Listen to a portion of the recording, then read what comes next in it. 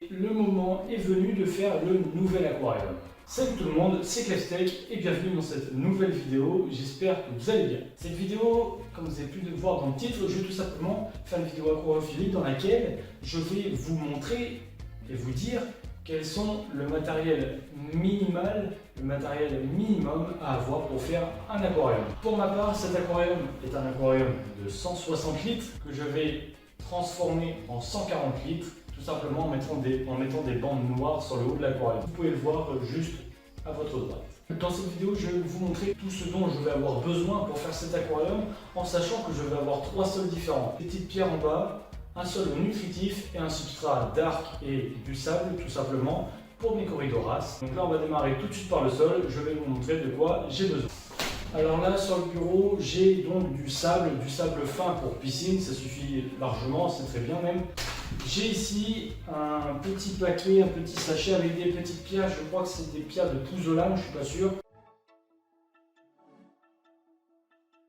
Mais donc ça servira tout simplement à se mettre au fond pour que ça tienne tout simplement les racines quand elles arriveront tout au fond de l'aquarium. Donc ça, de toute façon, ne vous inquiétez pas, je vais essayer de vous mettre tous les liens dans la description. Là, j'ai un troisième paquet, donc ce petit sachet, c'est tout simplement le substrat dark. Donc c'est du sable, comme du sable de piscine, mais encore plus fin et noir. De toute façon, l'aquarium, vous le verrez dans de futures vidéos aquariophilie. Ah oui, en fait, je ne vous l'ai pas dit, mais là, nous sommes dans mon appartement. C'est pour ça que le décor n'est pas le même.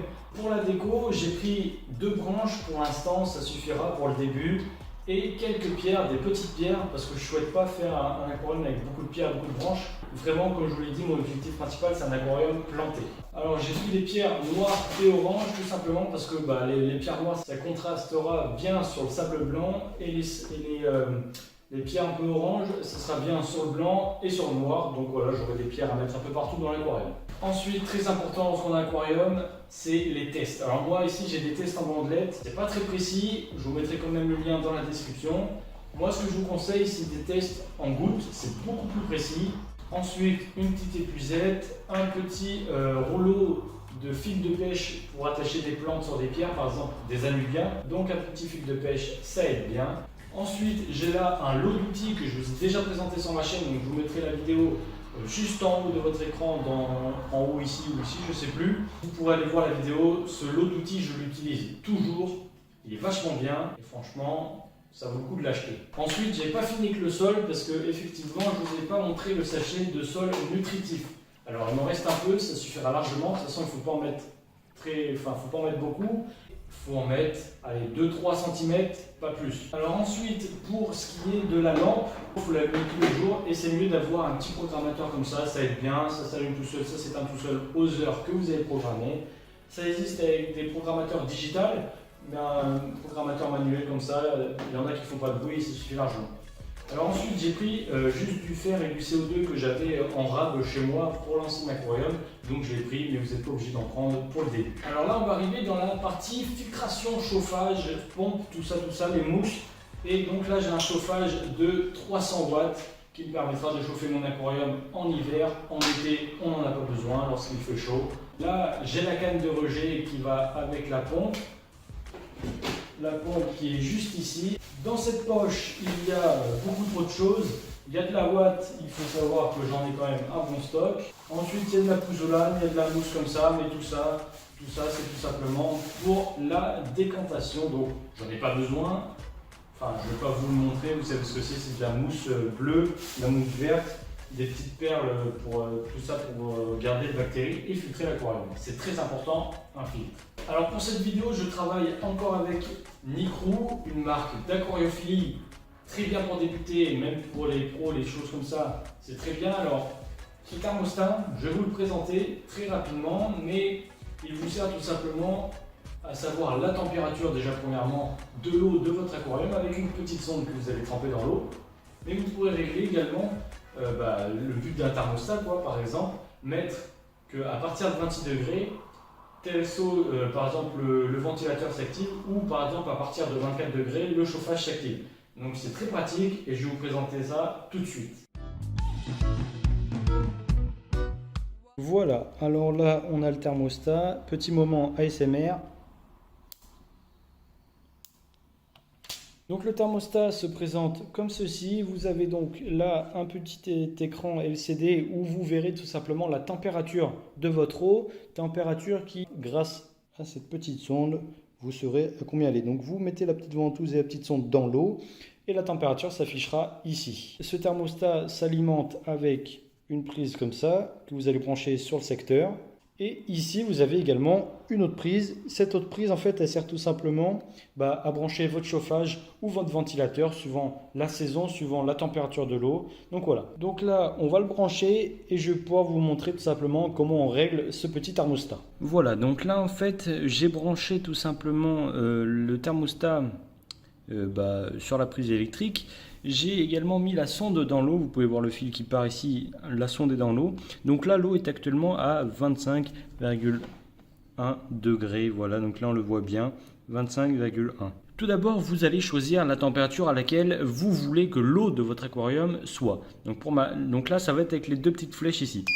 Si je descends, je vais descendre la température 0,1 par 0,1. Pour ma part, je mets la température à 25 degrés car je souhaite que l'eau de mon aquarium soit à 25 degrés Celsius. Ensuite, vous allez tout simplement cliquer sur Set ici, donc pour valider la température que vous avez mise. Ensuite, vous allez recliquer sur Set et là, vous allez pouvoir choisir l'intervalle de degrés tout simplement. Donc, si vous voulez que votre, par exemple, chauffage s'active à 24 degrés, vous allez cliquer sur 7. Ici, vous allez mettre 1 degré d'écart. Ou si vous augmentez ou descendez avec les flèches. Donc là, 1 degré d'écart, ça veut dire que c'est la différence. Voilà, il y a un petit diff qui se met là, la différence de température. C'est-à-dire que moi, ma température initiale, celle que je veux, c'est 25 degrés.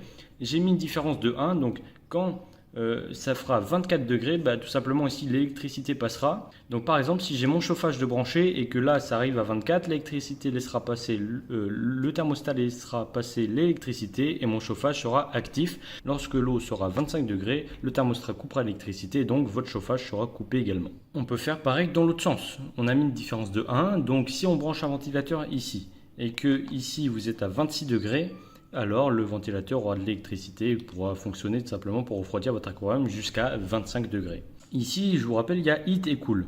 Donc en fait, heat c'est chauffage, cool c'est refroidissement. Donc vous choisissez soit l'un, soit l'autre. Pour ma part, nous sommes en été, donc je mets cool pour refroidissement et je vais brancher mon ventilateur là-dessus. Alors là, quand je mets cool, ça veut dire que l'électricité passera seulement lorsque ça sera à 26 degrés. Si ça arrive à 24 degrés au lieu de 25, ça ne passera pas l'électricité vu que j'ai mis cool et donc ça ne sert à rien que l'électricité passe si c'est à 24 degrés parce que ça va refroidir encore plus l'eau. Alors voilà, on arrive sur la fin de la vidéo.